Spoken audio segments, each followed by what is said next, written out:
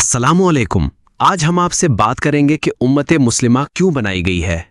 वकज़ालिका जअलनाकुम उम्मतन वसतन लितकूनु शुहदा अलैन्नासि वयकून रसूलु अलैकुम शहीदा। और इसी तरह तो हमने तुम्हें एक उम्मत वस्त बनाया है ताकि तुम दुनिया के लोगों पर गवाह हो और रसूल तुम पर गवाह हो। ये उम्मत का ऐन मकसद वजूद है, जिसे आपने पूरा ना किया तो गोया अपनी ज़िंदगी ही इकारत गंवा दी।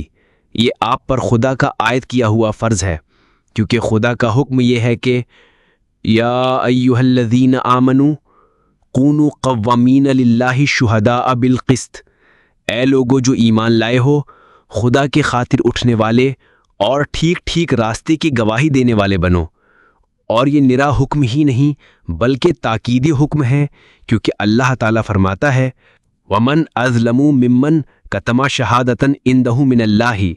उस शख्स से बढ़कर जालिम और कौन होगा जिसके पास अल्लाह की तरफ से एक गवाही हो और वो इसे छुपाए। फिर अल्लाह ताला ने आपको ये भी बता दिया है कि इस फ़र्ज़ को अंजाम ना देने का नतीजा क्या है। आपसे पहले इस गवाही के कटहरे में यहूदी खड़े किए गए थे, मगर उन्होंने कुछ तो हक़ को छुपाया और कुछ हक़ के ख़िलाफ़ गवाही दी, और फिल जुमला हक़ के नहीं बल्कि बातिल के गवाह बनकर रह गए।